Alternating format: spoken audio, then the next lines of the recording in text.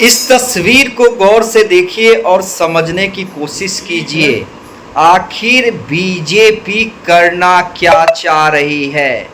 और देखिए बिहार की सियासत इन दिनों दो ही व्यक्ति के इर्द गिर्द घूम रही है। पहला नाम चिराग पासवान और दूसरा नाम पशुपति कुमार पारस। और इन तस्वीरों को देखिए। पहली तस्वीर वो थी जब सियासी बवंडर मचा था, जब चिराग पासवान के करे तेवर के बाद बीजेपी के प्रदेश अध्यक्ष दिलीप जायसवाल ने जाकर पशुपति कुमार पारस से मुलाकात की थी।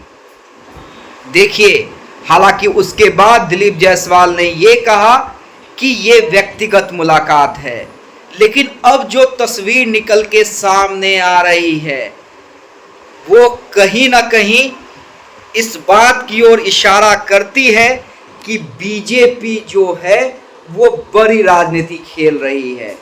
देखिए, तस्वीर में साफ है पशुपति कुमार पारस और प्रिंस राज दिल्ली में जाकर अमित शाह से मुलाकात करते हैं और ये मुलाकात लगभग आधे घंटे की बताई जा रही है। उसके बाद पारस की पार्टी की तरफ से ये दावा किया जा रहा है कि हम एनडीए का अहम हिस्सा है। देखिए, लगातार चिराग पासवान इन दिनों national media, regional media, digital channel के सुर्खियों में बने हुए हैं। और सुर्खियों में क्यों बने हुए हैं? क्योंकि back to back Chirag Paswan ने 3 इंपॉर्टेंट मुद्दों पर केंद्र सरकार के फैसले का विरोध किया है।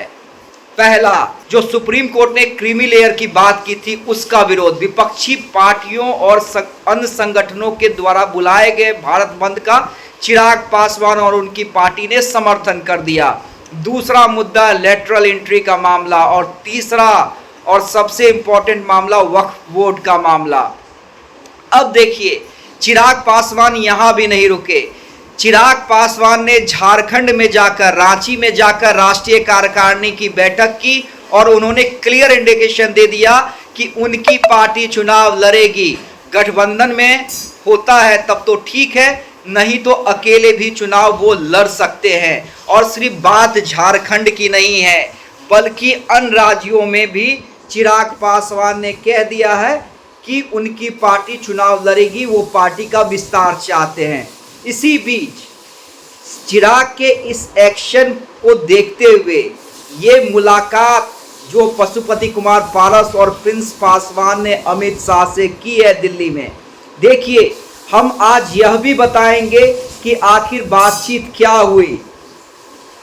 लेकिन सबसे बड़ा सवाल ये है कि ये तस्वीर क्या चिराग पासवान को चिंता में डालेगी, या चिराग पासवान भी ये समझ रहे हैं कि जो दबाव वो बना रहे हैं तो बीजेपी बैक फायर करने की कोशिश कर रही है, दो तरफा दबाव बनाने की कोशिश कर रही है चाचा के माध्यम से। तो क्या चिराग पासवान यहीं पे रुक जाएंगे? देखिए, मुझे जो लगता है ये नहीं है कि बीजेपी चिराग पासवान को छोड़ना चाहती है, या बीजेपी को ये समझ में आ गया है कि चिराग नहीं चाचा ही सही है। देखिए, ये फैसला बीजेपी इतनी जल्दी और इतनी आसानी से ले नहीं सकती है। मैं ये भी कह रहा हूं कि चिराग पासवान भी एनडीए के साथ नहीं छोड़ेंगे, जैसा कि अन्य चैनल चला रहे हैं। ये दो तरफा दबाव की राजनीति हो रही है। और इसी बीच पारस से मुलाकात, क्या बीजेपी, अमित शाह चिराग पासवान को ये संदेश देने की कोशिश कर रहे हैं कि देखिए, अगर आप दबाव बनाना जानते हैं तो हम तो देश की सबसे बड़ी पार्टी है, राष्ट्रीय पार्टी है, हमें भी दबाव बनाना आता है, चाहे उसके लिए हमें आपके चाचा पारस का ही यूज करना पड़े। इस बीच देखिए, बीजेपी और चिराग की लड़ाई में खुश करने वाली खबर पशुपति कुमार पारस के लिए है। देखिए क्या बातचीत हुई है, आज दिन में हम बताएंगे। लेकिन ये तस्वीर कहीं ना कहीं पशुपति कुमार पारस और उनकी पार्टी के लिए सुकून भरी है।